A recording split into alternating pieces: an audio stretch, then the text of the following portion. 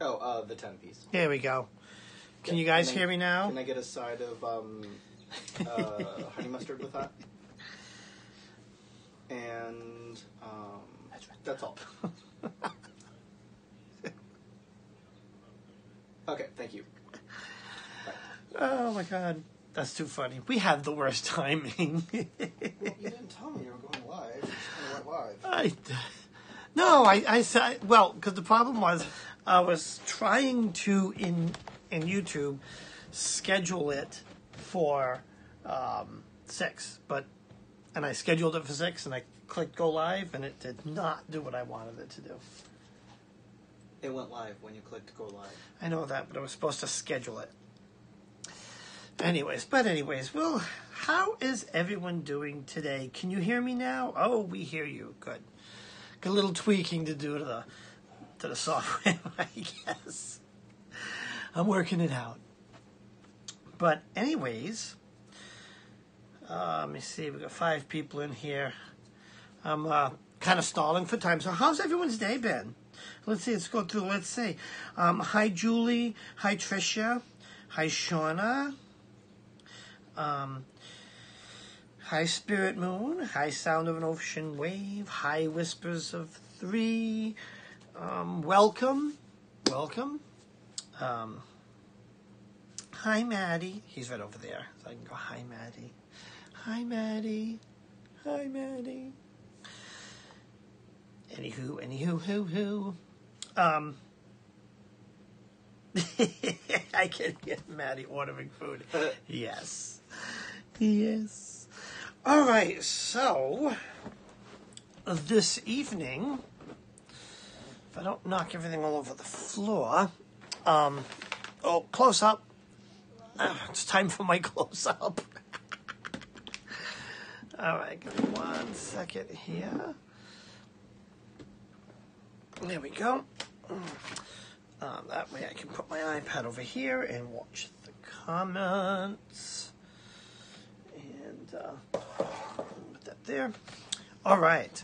So we are going to talk. Oh, we're bouncy. We're going to talk a little bit more about Asto Travel.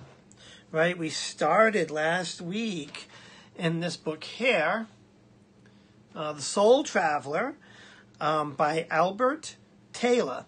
Albert Taylor, PhD. See, he's special. And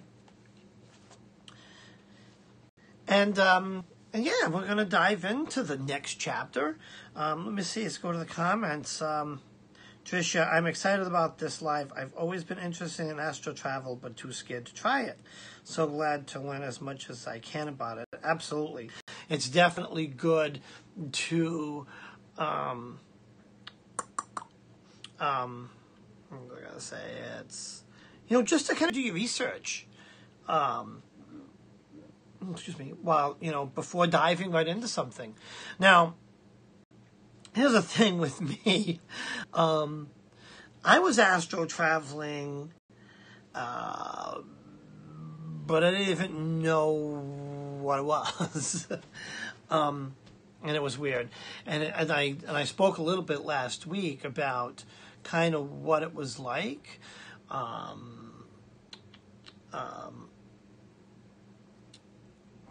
Kind of figuring out, that process. And it started with the falling feeling.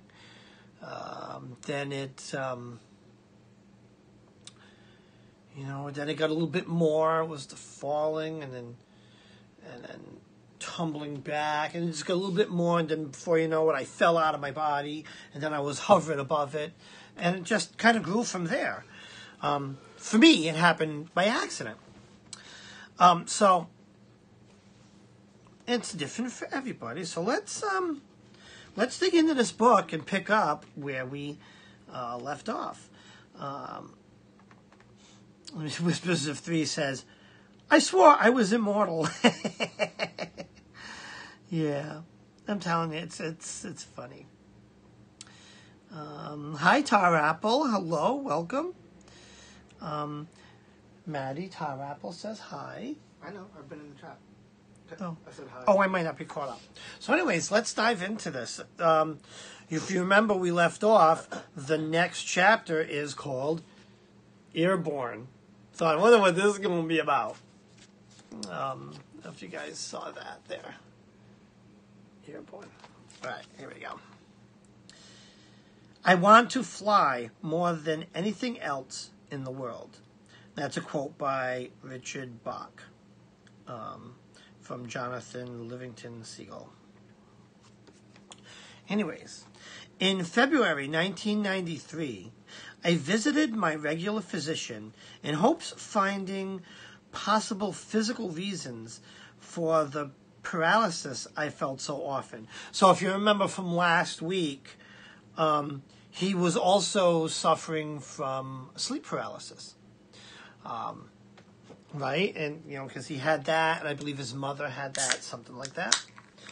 So he's on this quest to find out why it's happening.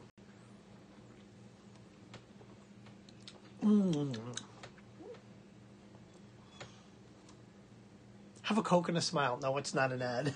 Can you imagine? Product placement. So, if you remember from last week, you know, he was having sleep paralysis.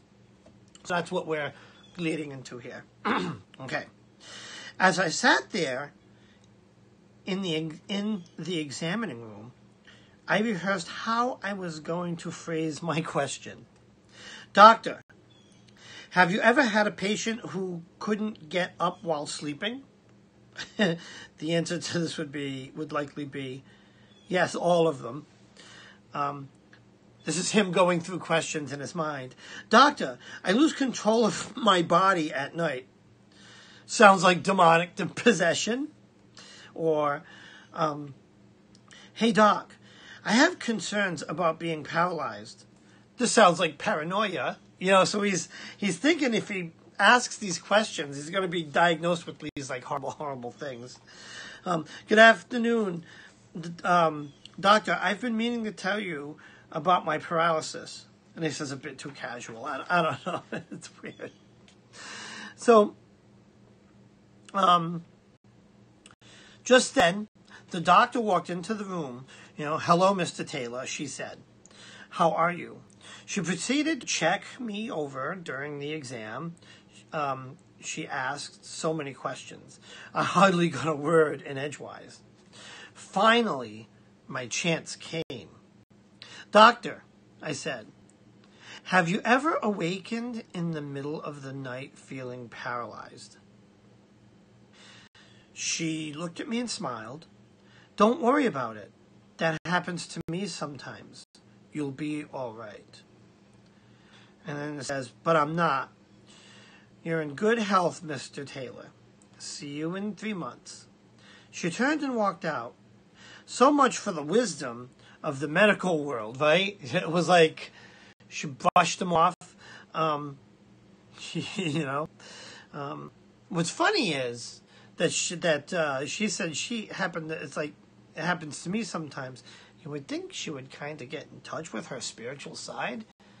Think about a doctor with science who's experiencing something and, you know, actually rounding themselves out on the spiritual side. Sorry, I had to squirrel a little bit. Soon afterward, I would have another of those bouts of paralysis. The difference this time, though, was that I was curious about experiencing an out-of-body experience. So we learned about that in the meantime. If I tried, in whatever way I was supposed to try, would feeling paralyzed lead to astral projection? In a diary that I started keeping, I recorded for the first time what actually happened. So this is March 4. I guess this is the entries like in his diary, in his thing there. March 14th, 1993. At 10 o'clock, I went to bed a little afraid.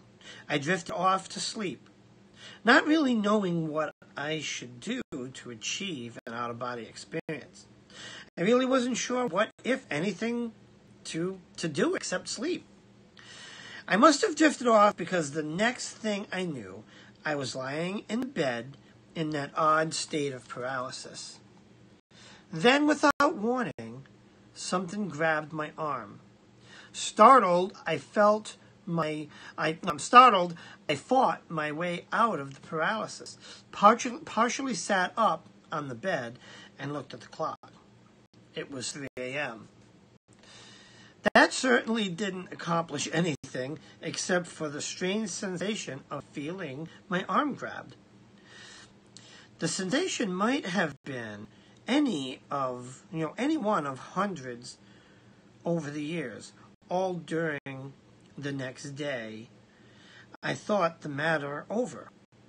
Determined that on my next try, I was going to get somewhere. So he's getting determined to Asto Travel. Why I can't read tonight. I just like to push through the paralysis and whatever grabbed me. So it's like he's kind of getting smart to the idea of that paralysis is a stage. You can pull yourself out of the paralysis, but then you're going back to the awakened state. You need to push through the paralysis. Don't be afraid of it. Push through it. And that's when, you start, astro traveling. Think of it as like, I kind of think of it as like the shape of an hourglass, with the pinch in the middle being where you're paralyzed, right? This is the awake state. You get here, you're paralyzed. You're so close that if you push through, you can now explore astral projection. Over that for a little use of prop. So anyways, we're going to go on to March 15th. This is the next day. So he's determined he's going to push through this and astral project. Okay. March 15, 1993. I settled into bed at 9:30, moderately tired. I relaxed my body and surrounded myself with white light, as suggested in some of the astral projection books I'd read. I now refer to fearful preparation as training wheels, since a number of the tools and techniques I used in the beginning were meant to assist me, like the extra wheels on a child's bike. After a certain amount of practice, I no longer needed them. And that's his take on the fear. Anyways, I soon drifted off into light sleep, and the next thing I knew, I was flying. That's an early feeling that I had. The sensation was like past ones I'd had, but I was flying better and faster than I'd ever flown. I thought to myself, wow, I did it. Wow. Dr. H had suggested I visit her if I ever left my body, and I made up my mind to do so. I changed directions and zipped off. On the way there, I experimented with speed and altitude. So he's still astral projecting, but he's going to visit Dr. H. So he's experimenting with speed and altitude. I thought speed up, and I did. I thought fly higher, and I did. Down below, I saw houses, trees, neighborhood streets. Only they melted together into one continuous blur. Never have I traveled so fast. No car, train, or plane could match this speed. I slowed my velocity and became aware that I was being drawn down towards the roof of a house that was rapidly looming larger. Into the house I went. I entered a room through a wall and floated up to the foot of a bed. I thought that I was in a hospital room because a bright white figure whom I thought to be a nurse, was standing next to the person in the bed. As I approached the foot of the bed, the white figure backed away. Dr. H was lying on the bed.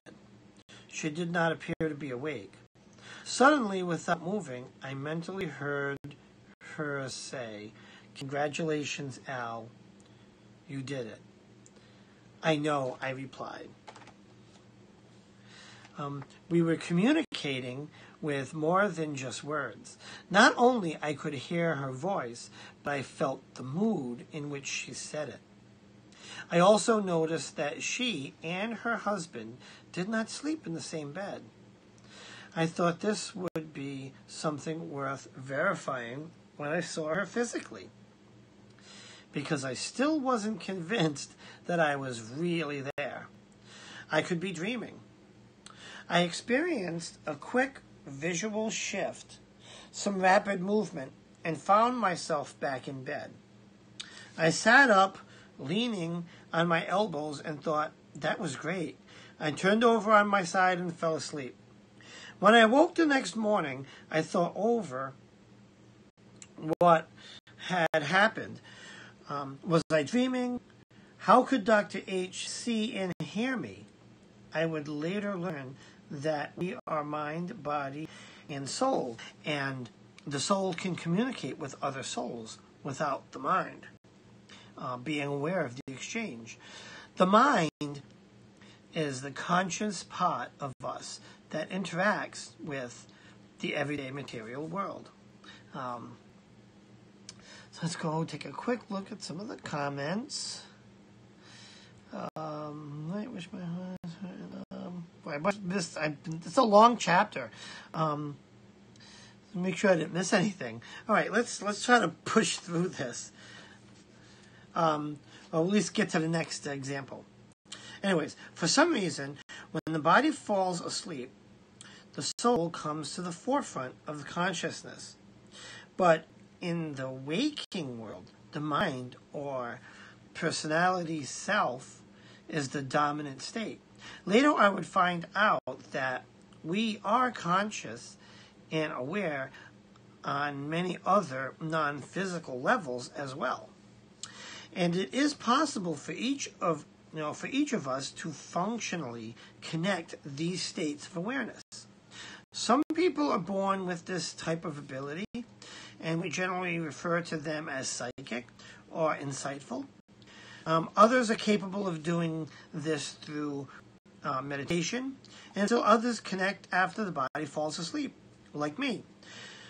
If a person were capable of being in constant connection with the soul at all levels, I believe the majority of our fears would have very little meaning. Later that week, my wife and I attended another metaphysics class, and I could hardly wait to talk to Dr. H, but I held back until the break. Greeting her, I asked, "So, Dr. H, did anything happen over the weekend?" She said she remembers seeing me in a dream, but I could not recall the details. Plus, she remembered my turning away from her as if I were leaving. I then began to describe her bedroom, asked if she and her husband slept in separate beds. Dr. H looked at me and smiled. "Yes, that is correct." I wondered if the entire episode was just a weird coincidence. Dr. H remembered me only in the dream, and I didn't want to read more into it than that. I did hoping that she would have remembered a little more. So that's pretty interesting. So these are kind of accounts of a lot of his astral projections. I can read a couple more. What time is it? Yeah, let me read. I will read one more. Let's flip a bit forward.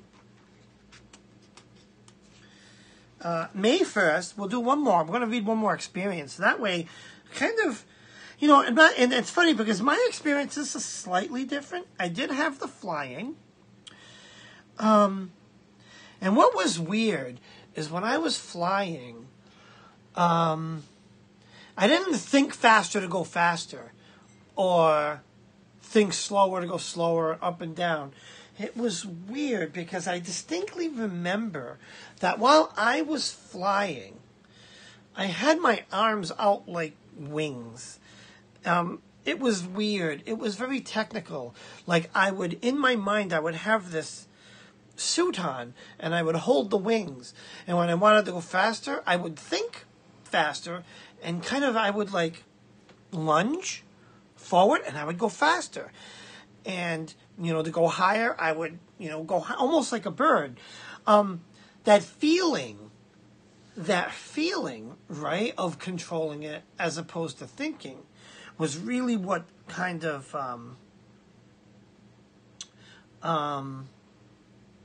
it almost made it real, kind of. It made it more real.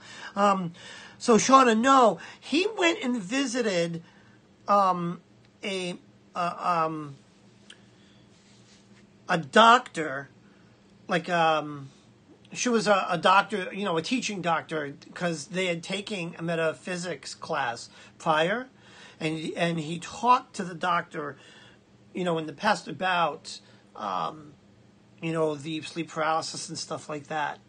So now, because I guess I talked about astral projection, and she had said, well, if you have astral project, come see me. And so he finally did, and he went to see her. So after seeing her, he signed up for another one of her classes. And that's what he was asking, like, do you remember anything over the weekend? And she was like, I had a dream about you, but I don't remember it. And he told her, explain like the details of her bedroom and the fact that she and her husband didn't sleep together, and he was right. So yeah, it's funny, he visited them in the dream. So yeah, that's what I find pretty interesting with a little bit of the differences. Yeah. So we're going to do, let's see how long this one is.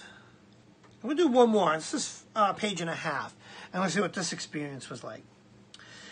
I woke up feeling paralyzed, a little frightened, but talking myself out of it.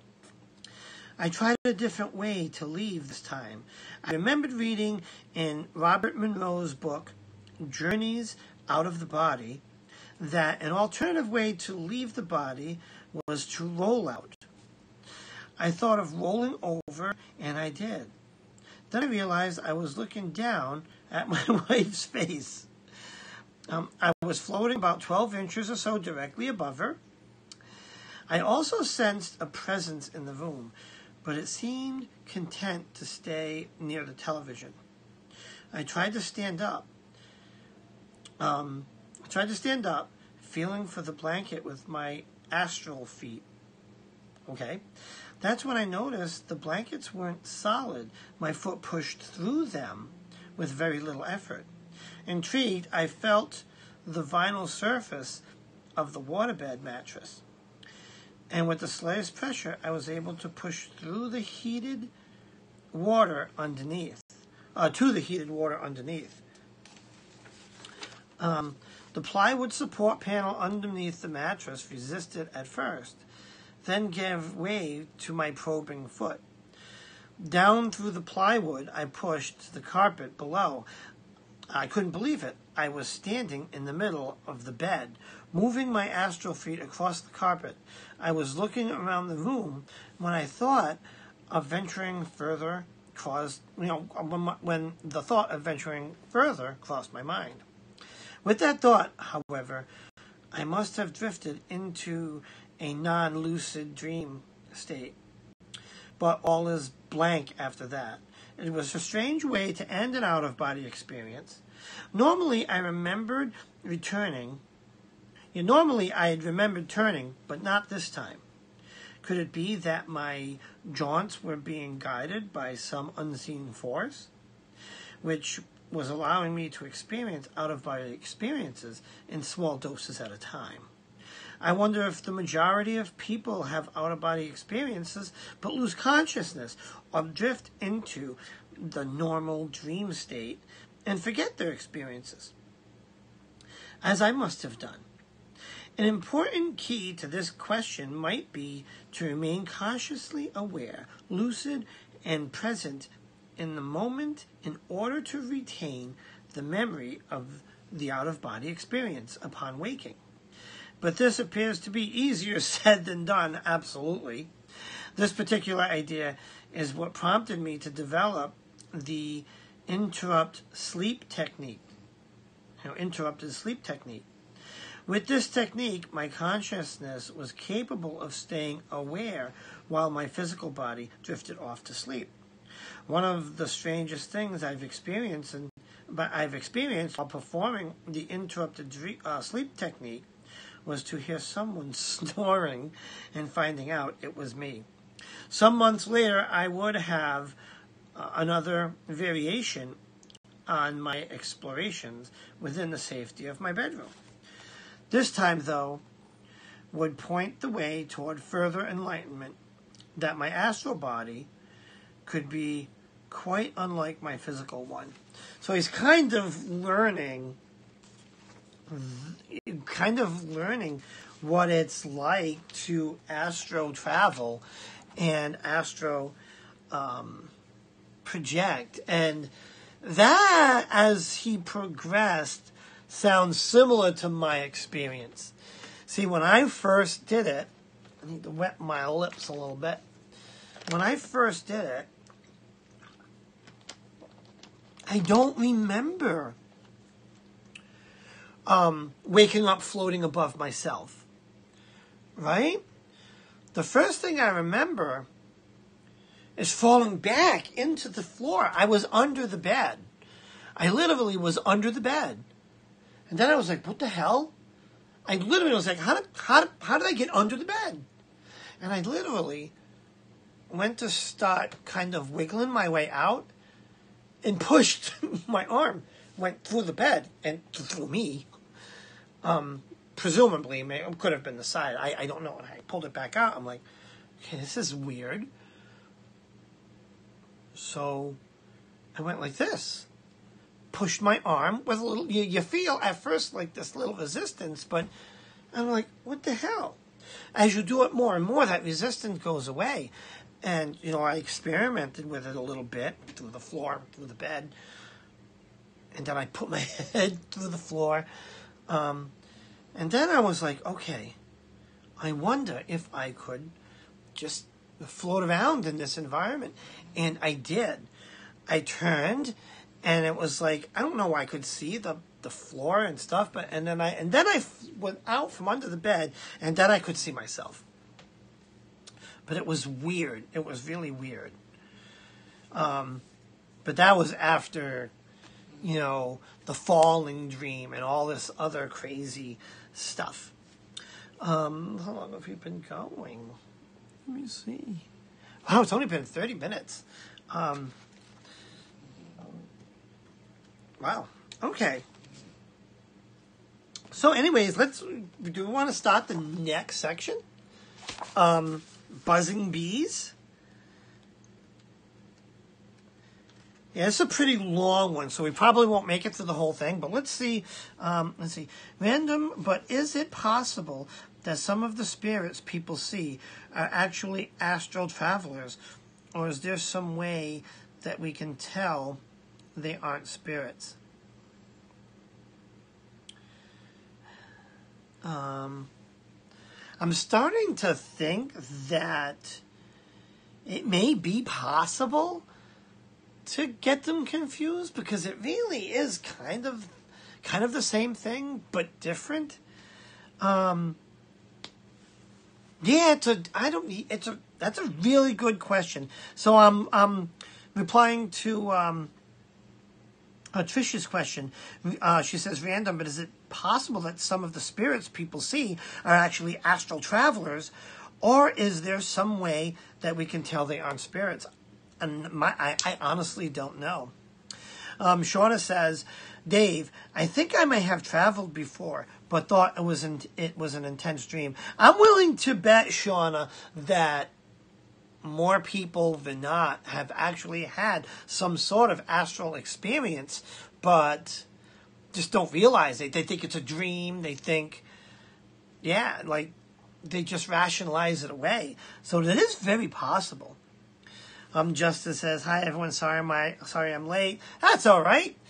But I would kind of pop back at later on and watch a little bit of the beginning because Albert actually shares. He starts a log and he shares some of his experiences astral traveling.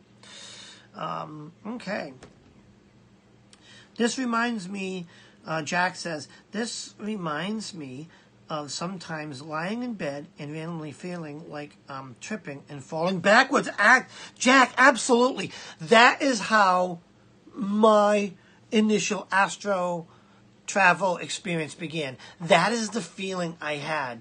That flipping backwards. That like I literally was like feeling like I was doing this at first. Yeah, crazy. All right, let's bang out a little bit of this chapter and see where he goes. Does anyone have any questions or any other experiences to share? Because I would love to hear them. So yeah, definitely post those in there.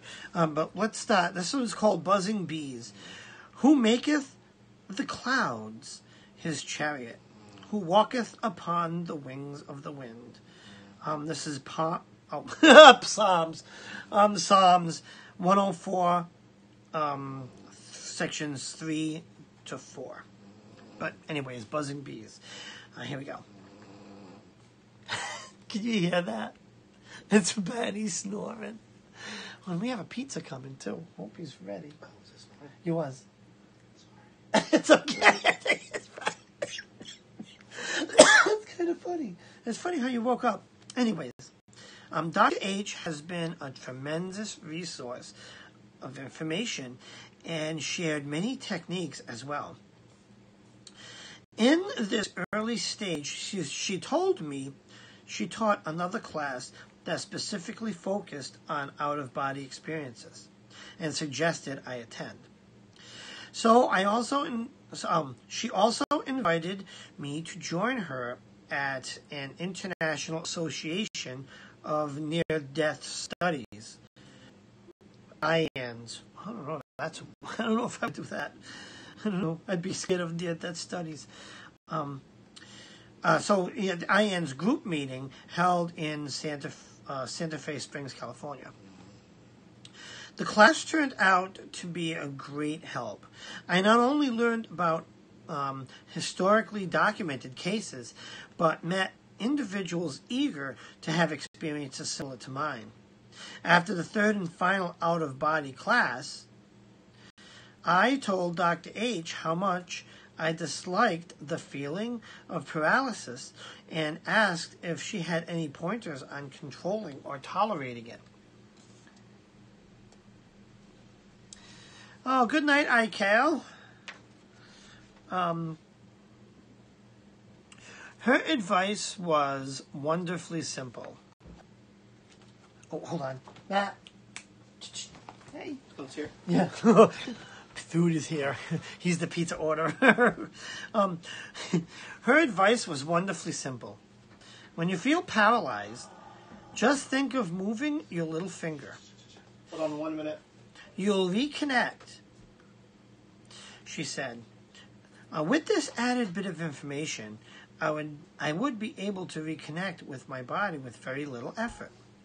There'd be no more panic, no more fighting my way out of it.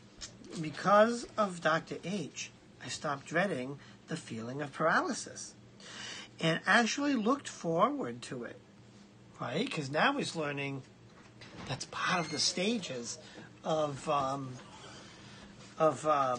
going into astral travel. Sorry, I'm like getting squirrely distracted. Anyways, in July 1993, I attended my first IANDS group meeting. So he finally went to one of those meetings. The first-hand accounts of this member's near-death experience were fascinating. One woman, Rosanna, had 3 near-death experiences as the result of liver disease. Another woman had a car accident that forced her and her son, a passenger, to have simultaneous near-death experiences. I was uneasy about sharing my out-of-body experiences. After all, these people had experienced death, while I was only performing exploratory missions. Yet, as a result of the 3 near-death experiences, Rosanna continues to have conscience-controlled out-of-body experiences. Far more often than anyone else, the members knew. Yeah, so she had a lot more of them. I had to meet her. To make a long story short, Rosanna and I met, and I felt very comfortable with her and shared some of my jaunts. We became good friends, exchanging books, relaxation tapes, and conversations. I no longer considered myself some kind of wide-eyed weirdo. Whatever was happening to me, my life was expanding onto a new, exciting plane of existence. I was now ready to explore the astral plane and possibly beyond. Very interesting beginning. We'll kind of stop there. It's kind of halfway through that chapter. I don't know, you guys have any thoughts? And actually, if you can, go out and get this book. It's definitely a good book. And it would be cool for you guys to kind of read along with me. All right, so we're going to wrap it up here because my food is done. And definitely like and subscribe. Oops. Yeah. Definitely like and subscribe. Oh, look at that. I have 2 cameras going. That's weird. Definitely like and subscribe. Wizard's Tower down there.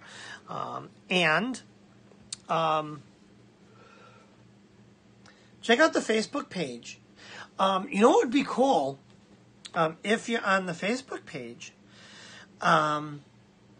it would be cool. Posts if you've ever had. We should start posting, or I like to make a topic under there and make it like an astral or even like a dream journal. Does that sound like a good idea, guys? I think I'll do that. Look for that on the Facebook page. A little just something I want to put there. And I want to start making like a dream journal that anybody can put their dreams in. You know, if they want to, you know. If it's maybe a private dream, maybe you don't want to put that in there. But anyways, we're going to wrap it up there. Thanks, everybody. Please like and subscribe. I don't have it down there, but... and if you subscribe, hit the bell, ding, ding. And, have a great week ahead. I will see you guys definitely on Wednesday night readings. Looking forward to doing some readings. And I want to put this out there. I'm going to put it on the Facebook page. And I'll try to put it maybe even in Jen's group. I want to start, set up a guest list for people to join me on Popcorn Party. Because my goal is to have a guest every week. So I'm going to look for that. I'm going to post maybe a sign up for that in the Facebook group. And on that note, thank you guys. I love you all. Mwah. Goodbye.